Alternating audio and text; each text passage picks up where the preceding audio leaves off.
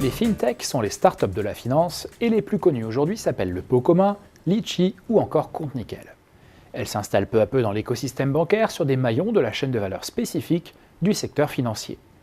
Les moyens de paiement, le transfert d'argent, les échanges de devises, la gestion de budget, les crédits aux particuliers et aux entreprises, le financement de créances, le conseil en gestion de portefeuille, et ce, jusqu'au compte bancaire.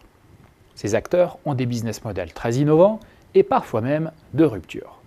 Ils ont pour point commun, selon l'étude de Precepta, de renouveler en profondeur l'expérience client dans le domaine de la finance en exploitant au maximum les opportunités offertes par les technologies numériques. Quelles sont alors les réactions des acteurs traditionnels face aux fintech ? Dans bien des cas, ces nouveaux venus ne s'inscrivent pas forcément dans des logiques de concurrence frontale avec eux. Il est toutefois incontestable qu'ils exercent des pressions concurrentielles supplémentaires sur les acteurs traditionnels.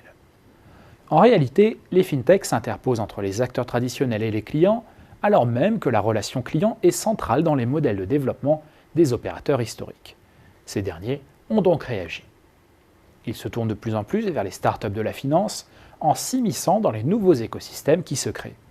Leurs initiatives revêtent de multiples formes. De la mise en place de pépinières dans une logique d'accompagnement aux prises de participation en passant par les partenariats. Si les modèles de rémunération peuvent sensiblement varier, les fintechs se rejoignent en revanche sur leurs promesses de valeur. Toutes ont fait le choix d'un positionnement qui prend à contre-pied les pratiques des modèles traditionnels. Elles cherchent en fait à apporter des solutions adaptées à des besoins peu ou mal servis par les acteurs traditionnels, tout en réinventant les codes de la banque. Ils font notamment le pari d'une expérience client totalement renouvelée par rapport à celle des acteurs traditionnels.